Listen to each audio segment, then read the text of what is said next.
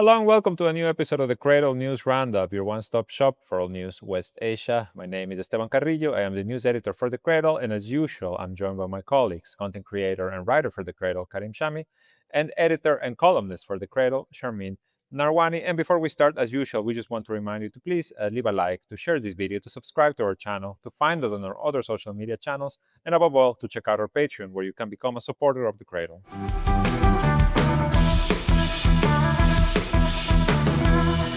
So today we start about 2 days removed from the latest round of nuclear talks, indirect nuclear talks between the US officials and Iranian officials. This time it was held on Saturday in the Italian capital, in Rome, for talks that were afterwards described as positive, although the Iranian side in particular is being very wary with their statements and very wary with their expectations. As well, of course, we have to remember that these talks are essentially a redo of a deal that the U.S. and Iran already reached about 10 years ago, and then Donald Trump unilaterally exited, imposed maximum pressure sanctions. Nevertheless, after this last round of talks, the main announcement was that this coming Wednesday, technical teams from both sides, expert level teams, are going to meet I believe in Muscat, in the capital of Oman, to design a framework for a possible new nuclear deal. Iran has been very clear also about its red lines, its missile program, its the amount of uranium enrichment it currently holds. They don't want to lessen the amount, I guess is the correct word. And then Saturday, this coming Saturday, there's going to be a third round of talks led by Iranian Foreign Minister Abbas Araghchi and the U.S. Special Envoy Steve Witkoff, again in the Omani capital. Worth noting, just before I let you guys go, that today the Omani, is it Prime Minister? I'm very sorry, I can't remember. The leader of Oman is going to go to Moscow to meet with Vladimir Putin. The talks on Saturday also took place about 24 hours after the Iranian foreign minister had visited Moscow, where the Qatari prime minister was also there on the same day. So a lot of movements happening. Araghchi is also headed to China tomorrow. So you can see, right? The pieces are And moving. don't forget the Saudi defense minister Khalid bin Salman Al Saud arriving in Tehran on an official visit, received by no other than Major General Mohammad Bagheri, which is the chief of staff of Iran's armed forces, and meeting in person with Iran's supreme leader Ali Khamenei. Yeah, who apparently, according to reports, offered the Saudis. They said, we can help you with your civilian defense program if you're interested, which is an interesting turn of events, but given recent history, I would say the Saudis are really, they're never going to choose Iran over the US. You might disagree with me. In any case, I don't know. What do you guys think about these negotiations and what's next? Look, I think all these meetings going on between major actors in the region is for something. I mean, I think universally, even if most of these monarchs are against Iran, they don't want a war, because any kind of, whether Iran Israel war or Iran US war, is going to seriously um, take bites out of their economies, out of their trade relations, out of their out of their treasuries, and so I think a lot of this shuttle diplomacy we're seeing is tied directly to threats coming out of the White House and Tel Aviv, but also I think maybe an opportunity um, to try to move the players at the nuclear negotiations closer to each other, because a deal would ultimately take war off the table. So, and there are other things going on as well. I mean, there's the tariff war. These are countries, even the pro-US monarchies, that have, where China is their biggest trading partner, and oftentimes their biggest energy importer. And of course Syria, and Syria's spiraling domestic situation, Israel's occupation, Turkish occupation of the area. There's many items on the table right now that would concern these important players, but I think none more pressing than talk of an impending war between Iran and the US and Israel. Yeah, and here's where it's interesting because we've seen over the years that it's usually Israel the one that comes in and dynamites any attempts at diplomacy, in particular when it regards to Iran. According to some recent reports in Western media, Israel was ready to attack Iran's nuclear facilities as early as May. Remember that when Trump came to power, they were talking about that Israel was going to hit within 6 months or something like that. Now, these reports also say that according to, or not according to, that due to differences between, the more hawkish elements in the White House and some more, I would say, pragmatic aides, that Trump told Netanyahu essentially, not now, not now. Let's let diplomacy work. Apparently, this was the message that was given to him either during his recent visit to the White House a couple of weeks ago or afterwards. Right? It was within this time frame that Trump let his decision be known to Netanyahu. And that's also why we've gotten reports, and more importantly, on Saturday, right before the talks take place, the New York Times again comes out with this report that says the Israeli government is preparing to attack Iran without U.S. help. Just going on their own. And then after the talks, after Saturday talks, which again were described as positive, Netanyahu gives this recorded message in which he says, "We will never allow Iran to have a nuclear weapon. We will never back down from this." And he goes into other things that we will go back to later in the episode regarding, internal Israeli politics. But you can see again the need, I guess, from this government, in particular from Israel, to sabotage some way the talks, right? Because attacking Iran at this Mm. point, I mean, how else? What would be a bigger sabotage than that? I mean, they will certainly, get into Trump's crosshairs that this, if they do something like that, but they're desperate. I mean, as talks develop and the relationship develops between Steve Witkoff, not an insignificant figure of the Trump administration, a peer of Trump's, really, being a real estate billionaire and someone he clearly has a lot of respect for because he's put him front and center on foreign policy issues, not Marco Rubio rather. So but what's interesting, and I mean, I think the Trump administration's we're already seeing soundings that they're annoyed with the Israelis. um, for instance, I mean, wherever Witkoff goes, you have the Israelis showing up. I mean, they're not a Yes. party to these talks, but Israel's Minister of Strategic Affairs, Ron Dermer, has shown up in Paris and in Rome. The Mossad chief Um, as eh, well. Mossad chief David Barnea has shown up as well. Likely to help Influence. That's what they say, to to influence. to influence or even sabotage the talks. And though Barnia only showed up in Paris, but I'm sure there are others that are unknown that are watching these talks very carefully and whispering behind. Now, one of the interesting things about the last round is the Iranian and American diplomats apparently bumped into each other outside their confined spaces, right? These are indirect talks. So, they're in different rooms with the Omanis acting as messenger between the two spaces. But they actually did bump into each other and, from what we heard, exchanged pleasantries, diplomatic pleasantries, nothing to do with actual negotiations. So, this is probably something horrific for the Israelis. The very Yeah, of idea of course. an American, Israeli, and Iranian officials shaking hands even, or smiling at each other. Indeed. Karim, I want to hear from you. I want to hear your thoughts about the talks, and especially what do you think will come next? Well, it's either it's either that it will be positive or negative. They either will make the deal or not. Hala, making the deal, if we believe the Iranians, they say that the deal is purely is about making a nuclear weapon or the nuclear bomb. We know there's a fatwa in Iran that this is prohibited. They don't they can't do a bomb. Yani, even if you have scientists that are willing and have the knowledge and have the capacity and the equipment to manufacture and do a atomic bomb or a nuclear bomb, there's a fatwa from Iran, from Khamenei and Khomeini. Both they have a fatwa saying that we will not produce a nuclear bomb or any weapons of means As of destruction. yeah, or any weapon Inhumane weapons, they call They these. yeah, in Iran they call them inhumane weapons. They are weapons of mass destruction. So, uh, Including chemical weapons that including Iran chemical has and been charged with making, and they don't. yeah, because they already were attacked by Saddam Hussein and, by such weapons, chemical and biological weapons. Mhm. And So they've taken a huge toll on Iranian society. I mean, still there are people, soldiers from that war from decades ago, who are still dying from the effects of chemical fires or exposure to them.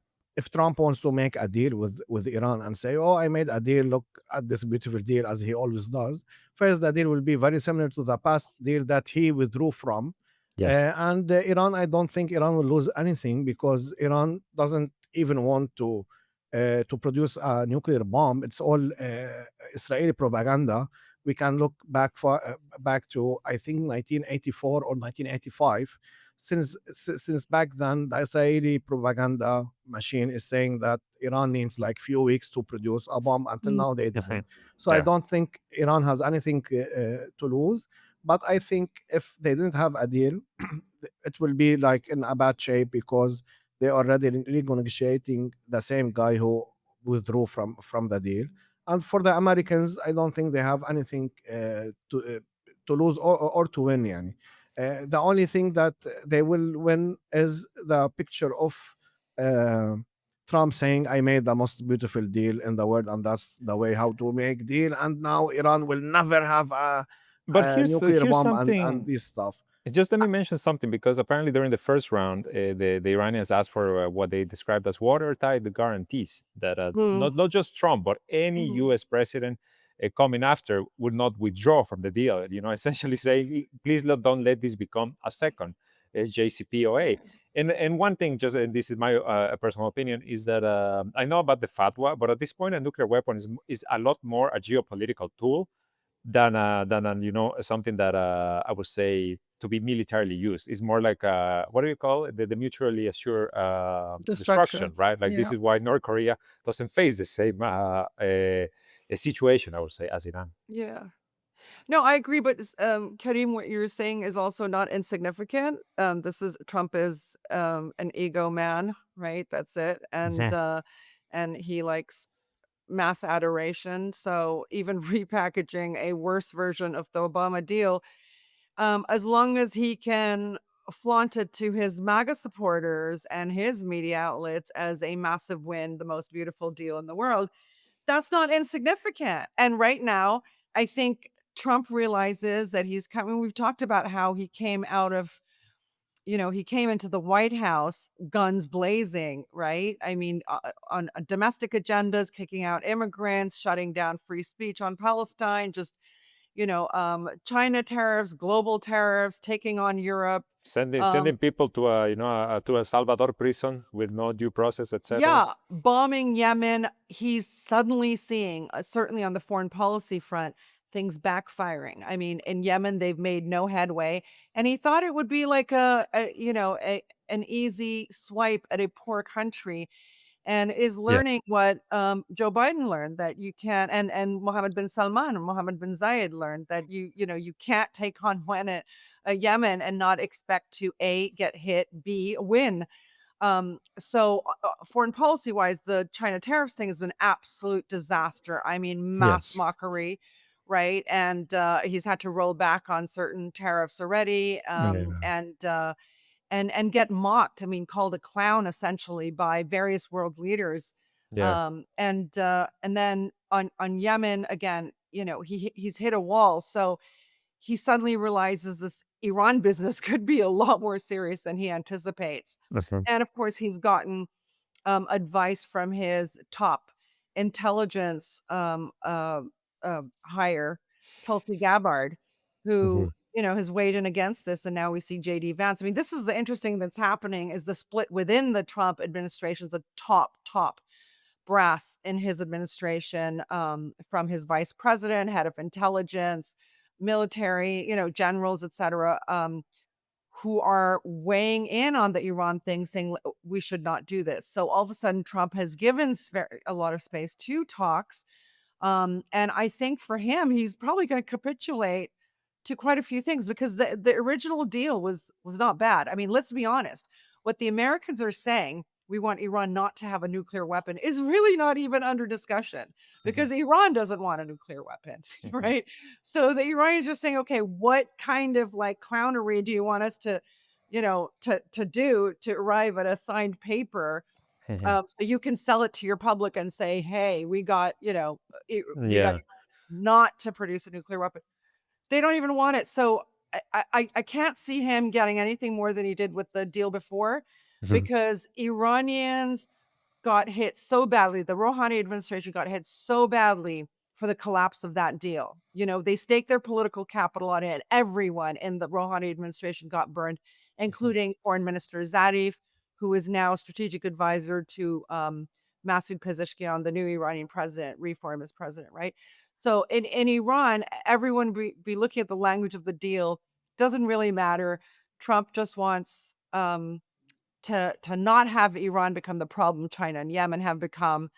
And Netanyahu is really going to be testing Trump's limits if he keeps pushing or if he does any kind of strike on Iran without the US's knowledge, approval, or participation.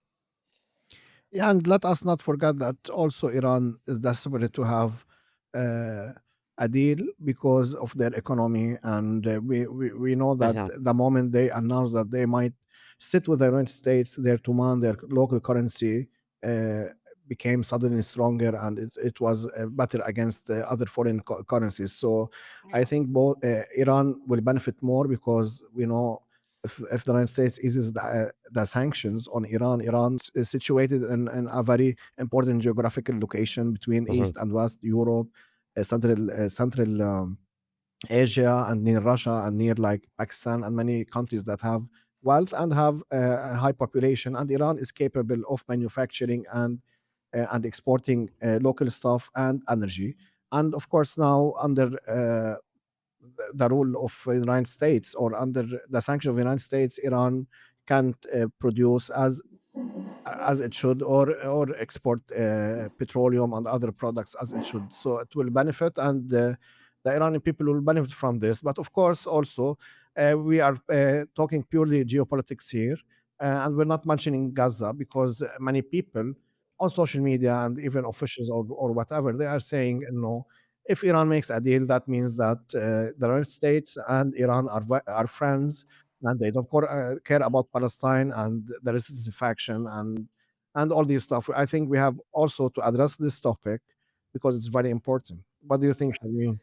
Look, I don't think, first of all, what you said about Iran is maybe how a lot of people in Iran see things. I think there is very clearly another element in Iran that doesn't want to do business with the United States, doesn't want their economy to be at the mercy of American whims, which is, their currency free falling when the Americans want to put in the screws, their economic activity, their trade, imports, exports affected by American whims. And those people want to decouple from the US dollar and the American economy wholly and are really waiting and anticipating a shakeup of the global economic and finance order um, uh, and transportation and trade order so that they can just go about and do their business. They have plenty of markets to sell into that don't include the United States. And so I mean, really, it's what the Chinese and the Russians, I mean, the Russians have had to do this after what was it, 15,000 US and EU sanctions against Russia and the freezing of their money. I mean, like nobody wants to play with the US anymore because they're such bullies. So we actually have the gateway that we were talking about, when the Cradle first started, now just absolutely cracked open to countries looking for alternative ways to do business. And this brings me, last week we had when we talked about the US tariffs, we actually had one of our reels go viral. What was it, Karim? How many? It was 1.6 million views, and I think Yeah. Very like good. Very good. 79,000 likes. Yeah. So that's maybe it's not a high for us. I mean, it was a high for me because I was in the video, but like Yeah. other than that, like, so I was like watching it like Yeah, crazy. it was posted on Charmin's account because our Mm, account got banned. So half Yeah. half of the viewers were watching her beauty and half were listening to her.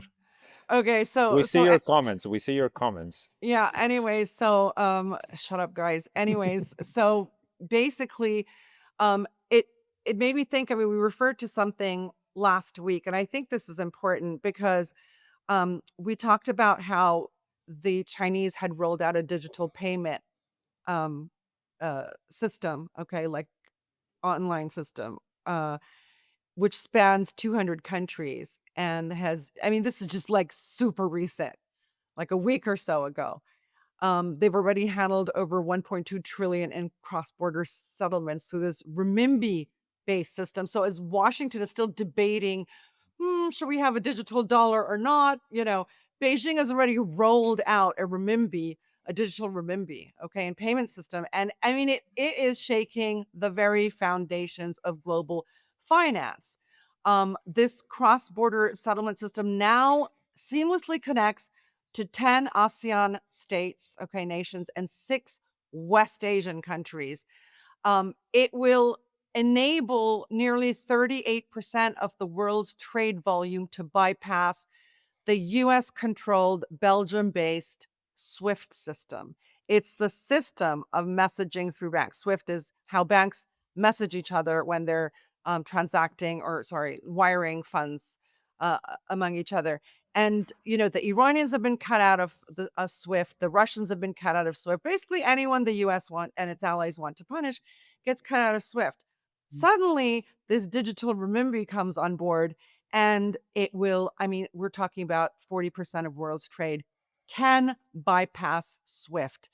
Um, it's The Economist has called this the Bretton Woods 2.0 outpost battle. Bretton Woods, of course, famously was the post-World War II negotiated monetary order that was intended to govern monetary relations among independent states, 44 of them, mostly Western states, in their sort of like victory lap after World War II. And it required, among other things, for countries to guarantee convertibility of their currency into US dollars. At that time, the US dollar was backed by gold. Now, or since the 70s, it is no longer, it is fiat currency, it's paper. All right. It's not worth the paper it's printed on. It's only worth what's in your head psychologically. So, but Bretton Woods, importantly, the system that was created helped entrench the dominant economic and financial position of the US dollar as the reserve currency of the world. Now, the implications of the Chinese digital renminbi are crazy. SWIFT takes 3 to 5 days for a payment once it's routed through intermediary banks to arrive at its destination. That's the minimal because Lebanese banks go through SWIFT and sometimes it takes longer. Questions are shot at you. What is this money for? From the New York, what is it? It's not Where house. where Like where where did your grandmother was born or something like this? yeah, Sometimes they yeah, ask. yeah. Or why does your mother need this money from you? Like, what's it to you? Yes. So you get questions like that.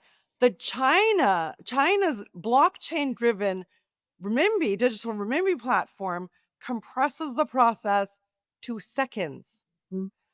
Seconds, 7 seconds. Okay, actually, to be precise. Now Hong Kong and Abu Dhabi trialed this. A normal payment that would go through 6 intermediary banks, okay, landed instantly with a 98% drop in transaction fees. Now, in Lebanon, if you want to transact anything, if you even want to take your own money out of your account, there's 2%.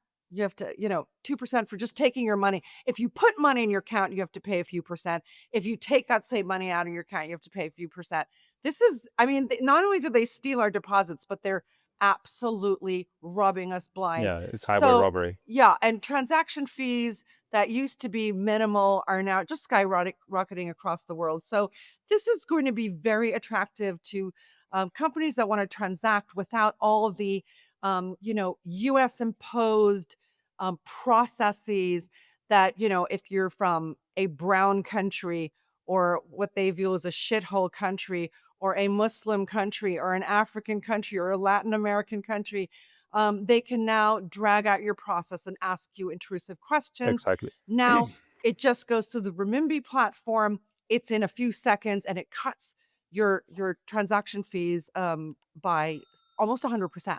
So So who's not going to do this? But Iran, they okay. went to the United States. I mean, the point is Trump's threat of, if you try to de-dollarize your economy, we're going to come after you. yes, De-dollarization is no longer a theory. It is now. It's happening now. And China just turned on that machine.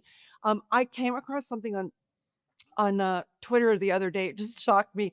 The U.S. wants Indonesia. So the U.S. is now engaged in tariff negotiations with major countries and yes, minor countries, right? Because it's trying to put the screws on everyone. Indonesia, I think the biggest Muslim population in the world, okay? A major powerhouse in East Asia, correct? yes, A significant Muslim actor in Muslim organizations across the world. Really unusual state in many ways. The U.S., the Trump administration wants Indonesia to stop using its local payment systems and switch to MasterCard and Visa because using your own payment systems gives local business an unfair advantage over us. And we would like MasterCard and Visa to have a part of it. I mean, it's kind of insane what's creeping into the Trump administration's negotiations. I mean, basically asking for absolute slavishness and for folks to give up yes. their own indigenous systems. So Type here's what. Charmi. Wait. Let me jump in with because I have a few things in mind that I want to mention. First of all, I think we should put up the tweet that remember the White House tweet that said, "Do not retaliate, and you will be rewarded." That's it. That's what the United States is doing at the moment. So the other thing I want to say, just remind our viewers, is that these nations, these Southeast Asian nations, they already in 2023 signed an agreement. The Asian group of bloc of nations signed an agreement to start de-dollarizing their economies, their bilateral trade. Why? Because of the sanctions on Russia following the Ukraine war. And then this weekend, a Japanese delegation was apparently in Washington talking to U.S. Officials and to this tariff negotiation, right? And they asked them, right? They asked them well, we're here to negotiate, and the U.S. officials were like, "What do you have to offer?" And the Japanese are like, "I don't know. What do you want?" And U.S. officials had no answer, right? Because again, the tweet: "Do not retaliate, and you will be rewarded." There's absolutely no rhyme or reason to what they're doing. And finally, in regards to Iran, what I wanted to say is that they are coming to the negotiating table as more sanctions are being levied against them. The U.S. just before the second round of talks sanctioned a Chinese refinery that was buying Iranian oil. So it's not, these are not negotiations that are taking place on an even scale. The tables are still being, skewed in a certain direction. So that's just a few things I wanted to add to what you said, Charmin. And Karim, I know you wanted to say something. No, to be honest, I didn't follow up what Sharmin said. Yani, I didn't read it. Now I'm hearing it from Sharmin. And I was thinking if I was an Iranian, I think they want to make a deal. Now I changed my mind. I know it's very fast, but I think they are afraid of the United States bombing Iran because why would you go and sit with the United States and you have a country as China is next to you, and I think it's very easy now after Uh-huh. what happened after Trump and his insanity Mhm. to Iran and China sit together and make a deal. Why would I go make a deal with the United States with the man who killed Soleimani, with the man who also canceled the deal between the two countries? I think if you want money, go to China currently. If you're such a country like Iran, because Iran, we know it's around 85 million. Uh, we have the population is 85 million, and they have like a huge capacity for energy and manpower. So a country as China, they can absorb that. The region can't absorb Iran, but China can absorb Iran. So why they Mhm. didn't go to Iran, to China? So I'm thinking they are afraid militarily from the United States because this, for me, I think this is a very very bad situation for Iran to sit and make negotiations. I Indeed. listen, Karim, regarding first, sorry regarding Gaza, regarding that they are negotiating with Trump who killed Soleimani, regarding that the also officials said that True Promise 3 is coming. Now they can do it because they are sitting with the Americans. And this stuff that came to my mind regarding what Harmin now said, that China already made a payment system. That's what I used to say always. There's no alternative. Now there's an alternative, and Iran is going to United States. They should go to the alternative. Karim, I don't know why you use words like scared and fearful. I don't think this is it. I mean, Iran is has been around for thousands of years. They when they say all options are on the table, they don't mean it as a threat. They mean this is an opportunity. Their savvy negotiations and diplomatic skills have been recognized the world around by world leaders who've had to negotiate with them and who have been recipients of Iran's diplomatic charm offensive. This is what a seasoned, responsible actor on the global stage does, especially when threats of war abound. You try to minimize the likelihood of war, you try to mitigate it, you try to sway or influence your adversary. I mean, what does fear have to do with this? Like, what would he run and say? Oh, let's go for war. Plus, consider something else. You have the reformist idiots in again. Okay, they're constantly thinking, the white people might throw us some crumbs. I don't understand that mindset. It's what Iranians voted for. I mean, personally, Pezeshkian's not doing well in polls by the same people who voted him in not that long ago, because Iran's currency has all but collapsed, and the Iranian economic you've had economic strangulation and inflation, etc. I think certainly what a principalist would have handled this better. It's time that Iran has a consistent policy. Understand? I mean, they've talked about heading east, but why isn't that like etched in blood on the foreheads of government officials? Because they keep playing with the beast. And this is a reformist problem. Forever it's a reformist problem. They think, oh, you can. I mean, where everyone in the world understands Western economies are dead, and they're no longer places that you want to live in because they're dangerous. The point is Um, in every single way, and in cars, in technology, in AI, in manufacturing. يعني the East now is better. And if you talk about South Korea, Correct, about correct, but I guess China. Iranians are banned from social media platforms or something, wink, wink, and so they're not learning this.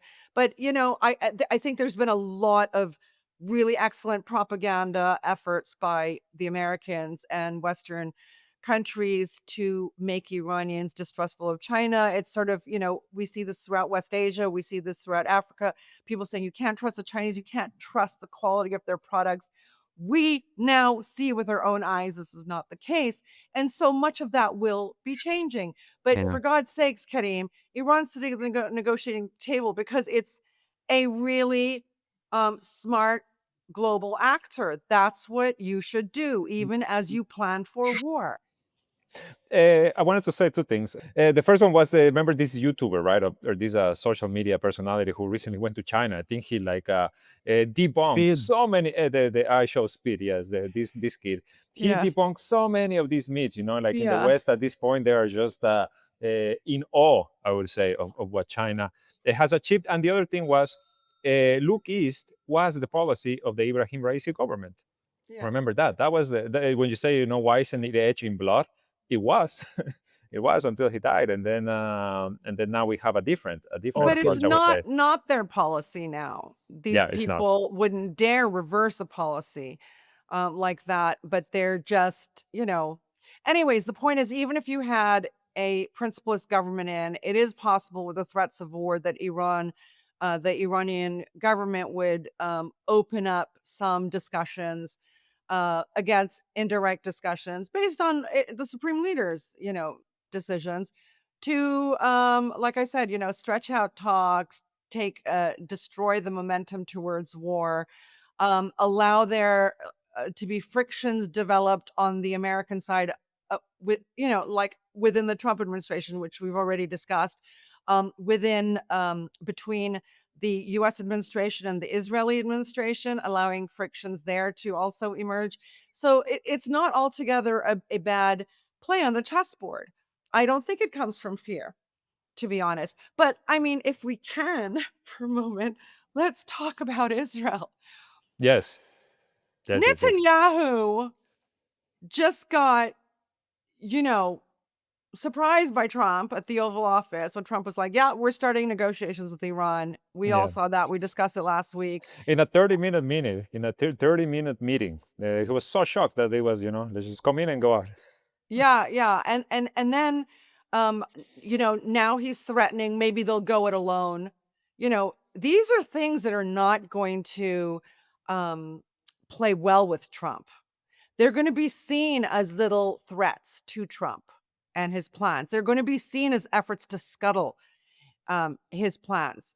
And I think the thing, though, is, we've discussed this for many, many weeks at the Cradle, that Netanyahu needs to be kinetic. Otherwise, he's politically dead. Okay. And kinetic for him means constantly, like, warring. Okay, there has to be war. There's war in occupation of Lebanon, occupation of Gaza, breaking ceasefires in both countries, bombing both countries, occupying and bombing Syria at the same time, threatening Iran with war, so on and so forth. But I've argued that his being kinetic is, there's blowback from that too, because the Israeli economy and nation cannot sustain long wars.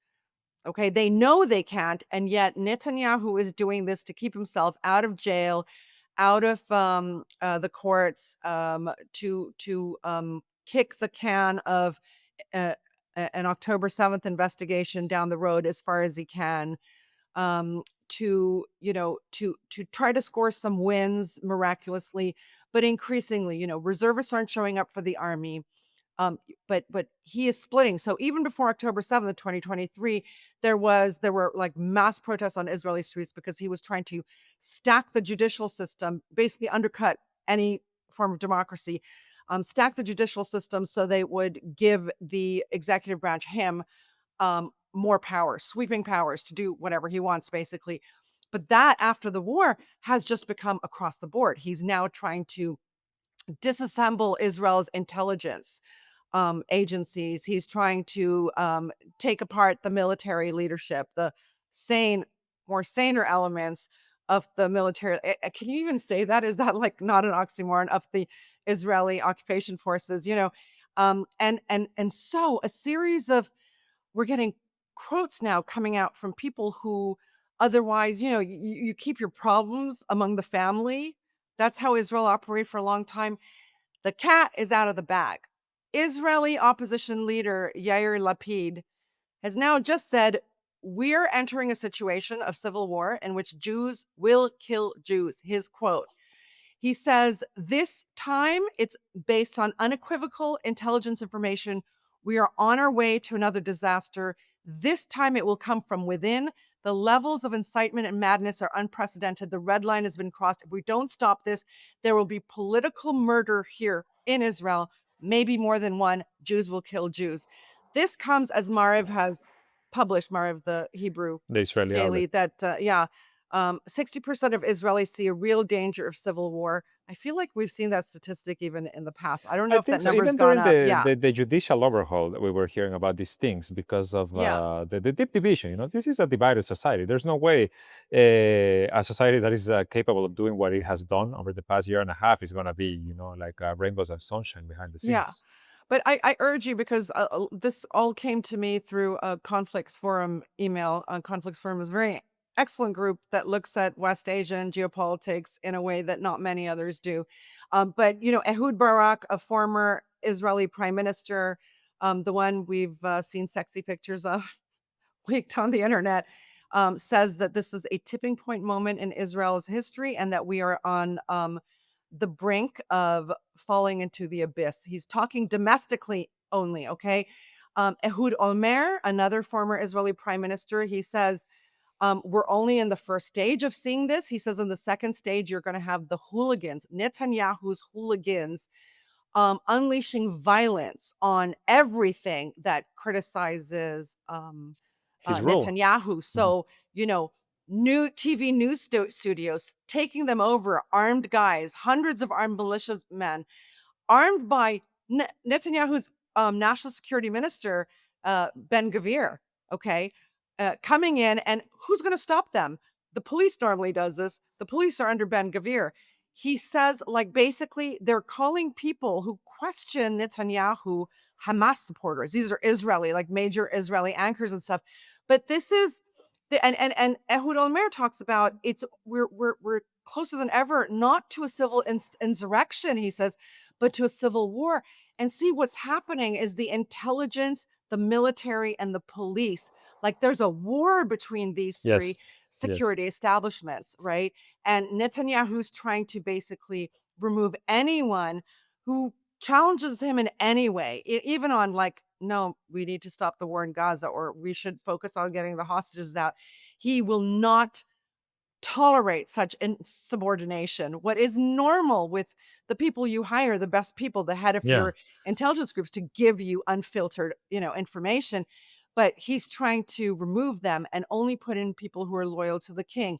So this Israel is absolutely entering a new phase. Literally, the wars, this kinetic energy of Netanyahu, the warmongering, has literally unleashed the beast from within Israel. And I think the political assassination of Yitzhak Rabin, which was such a shock then, I'm amazed that we're not seeing this happen every day. Like, the sides killing each other off. There's still some time, right? There's still some time before 2027. It's so horrible, everything you just said. It reminds me of my own country, but I won't go there. Today, the finance minister, Smotrich, actually said, he said that returning the captives is not the most important thing, right? Like, this is now the discourse that they're using.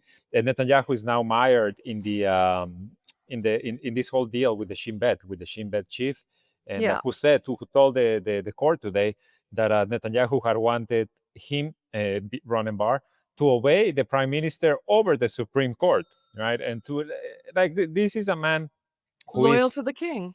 exactly, Mm. completely, right? Like, this is becoming almost like a monarchy in a way, I guess, Israel, and you're going to have the supporters and you're going to have the opposers, and everybody's armed, right? Like, as you said, like, the weapons are just flowing in that country. Before, I know you want to say something, Sharmin, but after that, I want to hear what Karim has to, because I know he's going to have his own perspective on Yeah, this. look, I just want to say that all those, the bullshit we've heard for years about Israel's democracy, I mean, nobody's going to be able to claim this anytime soon. And I think for sure the Trump administration folks will have relations with other senior Israeli officials, relations that have come down through the top people in the National Security Council and the State Department, the Department of Defense, etc. But these are the entrenched, deep state of Israel, if you want. The These deep are, state, yes, the deep state. He's the using that, yeah.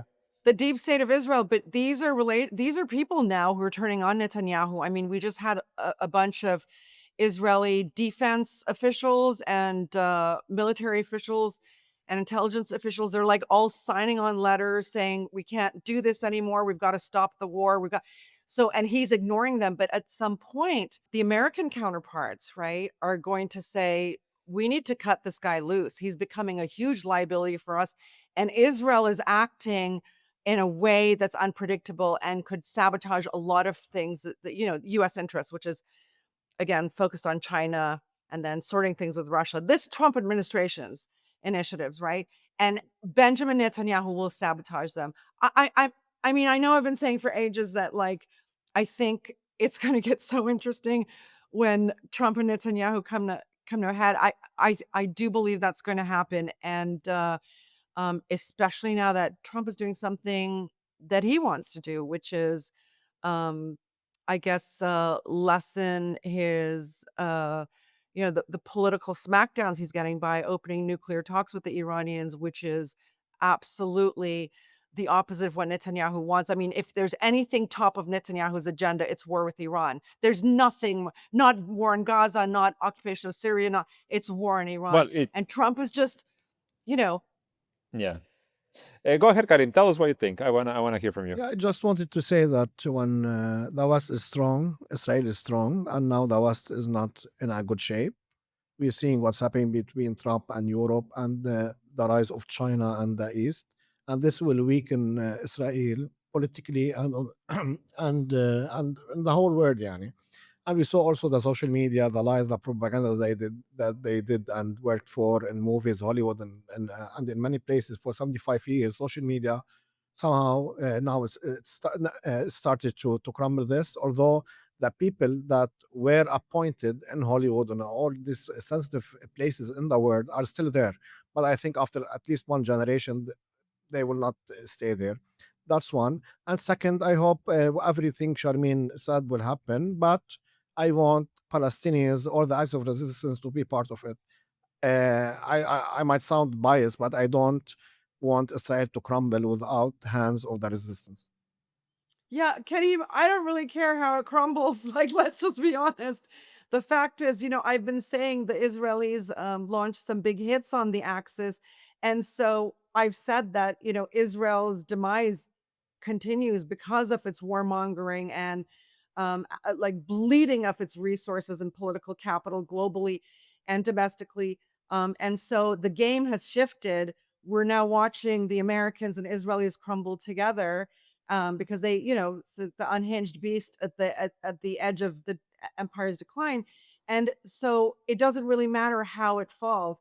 The main thing is resistance parties exist in these countries to pick up the pieces, and they have a strong game plan that includes non-Western countries in the rebuilding of their nations. This is good for me. I mean, nobody in Lebanon, by the way, I went to pay a tariff on my new um, uh, Xiaomi Chinese um, mobile phone that I bought while I was overseas. Came back to Lebanon, instantly got a message that you have to pay taxes on this. So I went over to where you pay taxes. They're like, "Oh no, there's something we don't understand. This you have to go to the Ministry of Telecommunications." I go there. Esteban, you haven't heard the story. It's like crazy. Tell me, So tell me.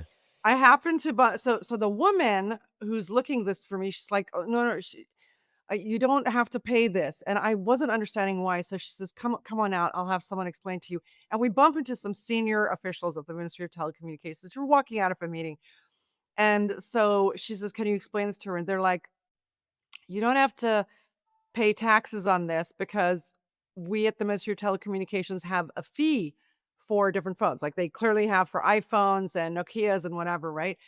But we don't have one yet for Xiaomi, so you don't have to pay it, and it could be years before we have one for Xiaomi, right?"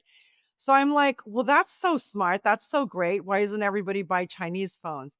And we start to get in a discussion, and I'm like, "Yeah, how come y'all don't buy cheaper, better, smarter Chinese telecommunication products?" He's like, "Oh, the Americans won't allow us." I mean, they're just saying this openly. Yeah. Senior officials of the Ministry of Telecommunications here, not allowed. And I'm like, "Okay, what if I, as a private individual, set up a company and wanted to build an electrical plant here, okay? And subscribers would pay me. It's not even a public thing. Like it's my private business. Oh, you wouldn't be allowed to do that. The Americans wouldn't allow it, and no politicians would sign off on it. Literally, this country is held hostage by the Americans. And so, when the Americans collapse, or the perception of American weakness becomes amplified, seriously sinks into the heads of these people, the resistance axis parties in this region will be there to pick up the pieces and start because they've been pitching ideas, business with the Chinese, the Indians, the Indonesians, the Turks, the Iranians, the Russians for a long time. And they've hit a wall every time. Now they will be the ones ready to pick up the pieces and build the new economies, build the new domestic networks and international networks. So I was saying that it's very important for me that the Palestinians and especially the resistance factions in Palestine and the axis of resistance be a part of this, because if they are not part of this, I assure you If tomorrow Israel collapses within 24 hours, the people that will put hands on the Palestinians and will take advantage of his is Egypt Sisi, is Saudi Arabia, and it's UAE. And the liberation of Palestine is the future of Arabs and Muslims. They will put us on the new world map and on the correct path. These people can't put us on the correct path. If these people control the outcome of every war, and they were successfully doing this with the aid of the Americans, they did this in Iraq. They normalized the occupation of Iraq. They normalized what happened in Syria. They now don't care what's happening in Gaza. They didn't even try to cut ties with Israel, which is the most is it's very easy to do. And if these guys take over the liberation of Palestine, the white Europeans and the Americans will still come here and stop on the Muslims and Arabs and steal our resources. So we have to be a part of this. Yeah, but That's my Karim, thoughts. the Axis parties are there, fully there. I'm just saying they may not be the ones to defeat Israel in this small time period. That actually global forces may be the ones to do that, and Israeli domestic forces. But If Israel is collapsing, is Axis of resistance parties are strong enough to build the future. Yeah. I don't think so. I think if Israel is collapsing, we should bomb it the moment it started to collapse. We should put more pain on their pain so we can collect what Karim, the outcome will be. You will then take a civil war and you will unify them. Please, please, please. I've been saying this for the past 5 years. I know, but not when I'm not talking about this. I will give you another topic for the readers and for the viewers. No, I want to say something. I want to say something Everybody said that the United States and the Gulf and the Israelis lost in Syria. I was saying no, they didn't, because if the aim is to weaken Syria, and so Israel can bomb whenever it wants, and Syria will be a very poor country, they succeeded. And eventually, many people told me, no, we won there. And now, when nobody knows where Assad is, okay, he's in Moscow, but for instance, nobody knew what happened to Assad. Then I look on these people, did we lose or win? We lost more than 5 years ago in Syria, and we didn't acknowledge it. We should acknowledge our defeat, our win, and our future. And unfortunately, the acts of resistance, in my opinion, they don't have enough knowledge or enough capacity of educated people to put people like me and like you and like others on the correct path and tell us where we are going. Karim, let me just tell you something. All right, just you went really broad there, so you lost me a little bit. But on your specific point, if Israel is collapsing, we should bomb it. I think if Israel is collapsing, you let it collapse, you aid it to collapse. You don't create conditions to unify its populace, okay, by bombing it. That's all I'm saying. I mean, I guess yeah, let's just leave it there, because offline, Esteban, you were talking about Ahmed al-Shara. Yes, I wanted to get there. I want to get there. Syria's self-declared president, and it was such an interesting topic. Go ahead. Before that, I just want to say, for the algorithm, we're not condoning violence. We simply are not. We are here analyzing things, analyzing possibilities. I was quoting somebody. In any case, something very interesting happened. Actually, two very interesting things. One, last week, Ahmed al-Shara, the erstwhile Abu Muhammad al-Julani, Al-Qaeda commander, gets named in the Time to 100 most influential people in the world, right? The PR tour continues. It's very impressive, honestly, like what they have managed to do with this man. Very impressive stuff. He's there alongside, Scarlett Johansson and Adam Scott and who else? Like Ed Sheeran, that killed me. He's like Abu Muhammad al-Julani is right next to Ed Sheeran in the Time 100 most influential people. The second interesting thing that happened is that he's due to visit Baghdad this week, I think for the Arab League. I believe Iraq is hosting an Arab League summit. And he met with the Prime Minister, Sudani, in Qatar a few days ago. And now, as he's set to visit Baghdad, I think like 65 Iraqi lawmakers, first of all, demand that he's not welcome. They say this would be an insult to the victims of Al-Qaeda in Iraq. Right? Remember, everyone who's listening, the war on terror started to fight Al-Qaeda. Now Al-Qaeda is leading, is the president of Syria, and the Time 100 list. And then something else. Somebody leaks to the media line a document that shows that Shara, back in 2009, spent time in Iraqi prison under a pseudonym, and then it was released in 2011, 2 days before the Syrian war starts. So of course, he gets released and goes immediately to Syria to do what he did afterwards. So two things here. One, the whitewashing, the continued whitewashing of a former Al Qaeda warlord, the man who had a $10 million bounty on his head until December. And second, the Iraqi parliament taking action on this, right? Like being very honest. Let's be honest, being doing the right thing, I would say. First of all, saying we cannot host a man who used to lead Al Qaeda, and second of all, this man used to be a prisoner in our prison. So now they're saying they need to arrest him. Like if Shara comes, what the security forces need to do is arrest this man. Now, of course, Iraq and Syria share a common border. Iraq has been welcoming, I would say, of the new government, but at the same time wary of the border situation, because at the end of the day, that's where most of ISIS remains. So, what I hear you guys' thoughts, right? Like, what do you think is going to happen? Do you think he's going to go to Baghdad? What are parliamentarians going to do? We know Iraq is a country that very easily can go up in flames. We saw it just a couple of years ago with the protests following the elections, and we saw it in 2019, and of course, we've been seeing it for a while now. So this seems like it could become a very, divisive topic over the next couple of days. So he's going to a summit. Yeah, it's in Baghdad. I think he's the Arab League summit, from what I've read. I don't think he will go, but he can send somebody. But for instance, there's places he can go in Baghdad. For instance, it depends if people like. For instance, in Lebanon, he can't come to Beirut, but he can go to Tripoli, because now somehow he owns Tripoli. So every radical extremist Muslim in the world sees him as a leader. So I think he might go and he might not go, and I don't think Iraq is like that powerful nation that will consider doing anything. I think Iraq is fully occupied again by the United States since 2003, and I don't have a clear answer because we don't know how the Americans will react towards Sharia till now. We don't know if they want him or they doesn't want him.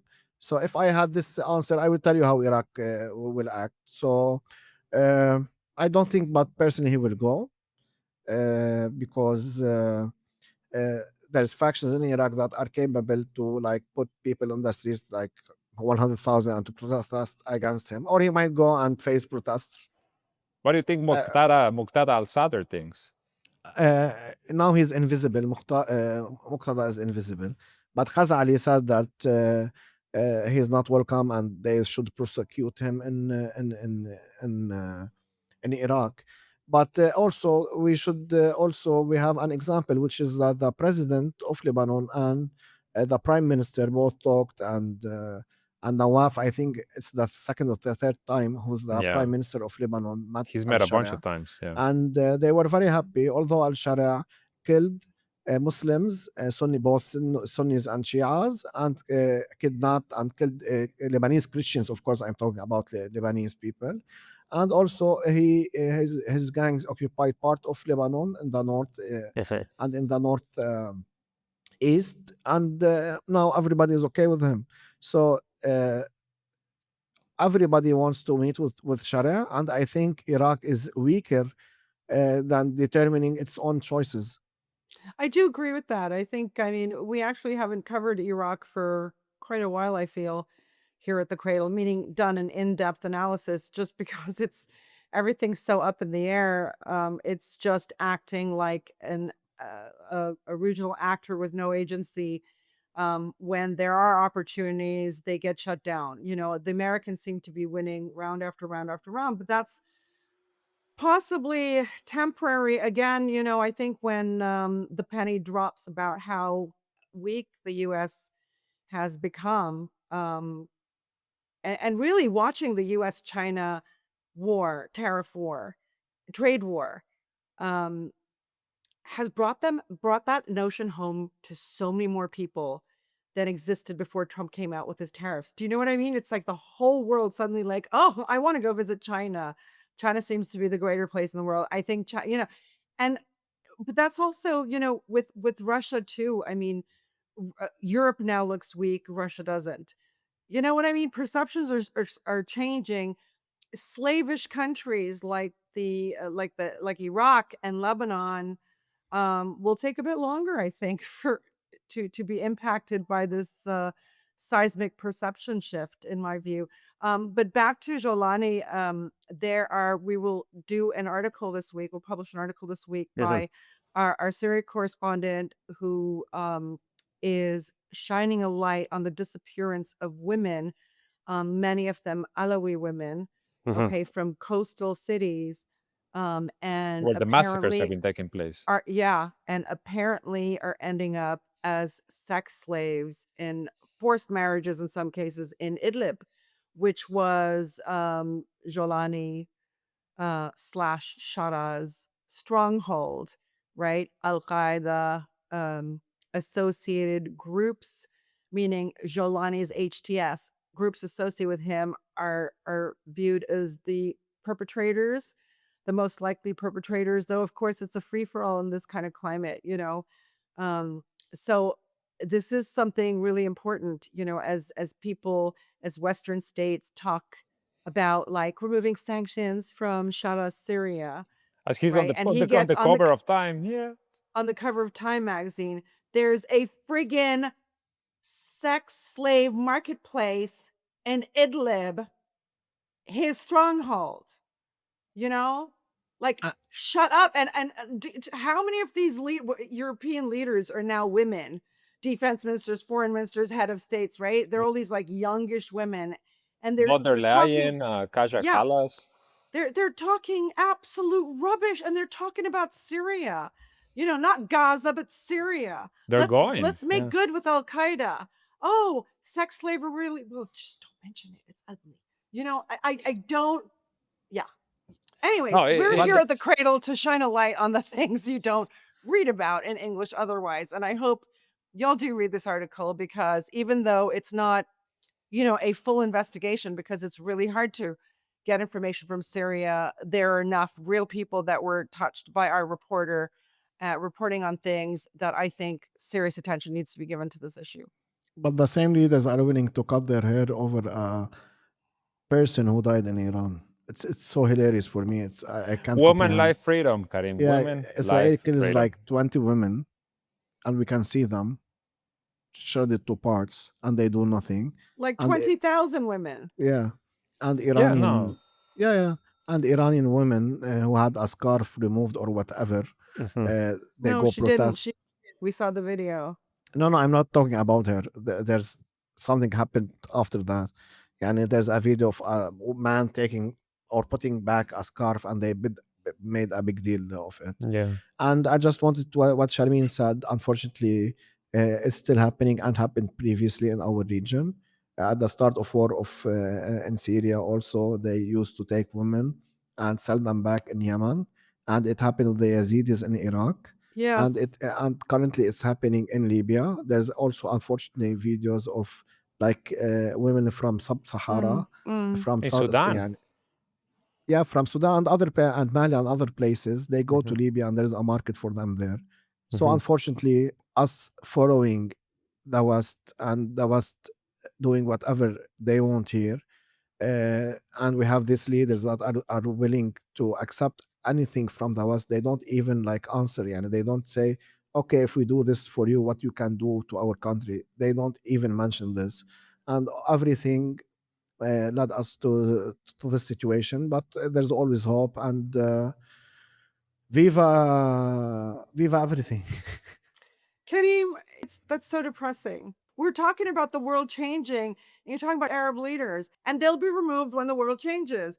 I mean, like, this is what I'm saying. We just need to keep our eye, because the small picture, the local picture, is very difficult. Right? There have been losses, there have been severe setbacks, but it's the big picture. And you know, there's talk within the Cradle, like, okay, maybe less Gaza coverage and more geopolitical coverage, because there's so much action happening there.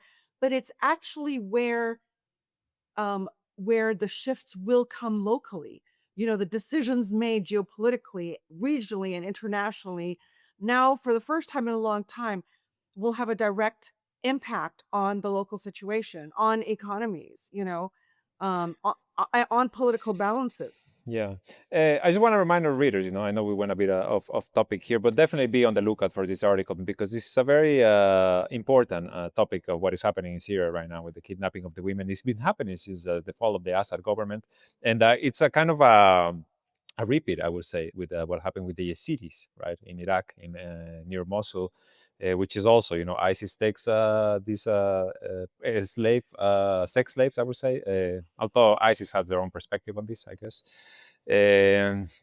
because I guess they get married before any sexual violence takes Yeah, but place. you In can any marry case, and divorce at the same day and get another one. It's the same. exactly. So you can get married, rape someone, and divorce. In any case, it's a horrible situation what's happening there, and we will continue to report on this. We will also, obviously continue with everything that we discussed this week. Many things are changing, and we will also. I know what Sharmin said is true, but we of course are keeping up with the situation in Gaza, because at the end of the day, this is the modern day Holocaust. This is what's going to shape the rest of this century, in my own opinion. And we hope, right, that at the end of the day, the world does change. But for now, I think we can wrap up this week's episode. We want to thank everyone for joining us. We want to again remind you to leave a like, to share, to subscribe, to go find us on Telegram and on X, and more importantly, to check out our Patreon, where you can become a supporter of the Cradle and allow us to continue to shed light on these very, very important topics that no hegemonic Western outlet is ever going to touch. I want to thank you for joining us for the Cradle News Roundup. My name is Esteban Carrillo. I have been joined by Karim Shami and Sharmin Narwani.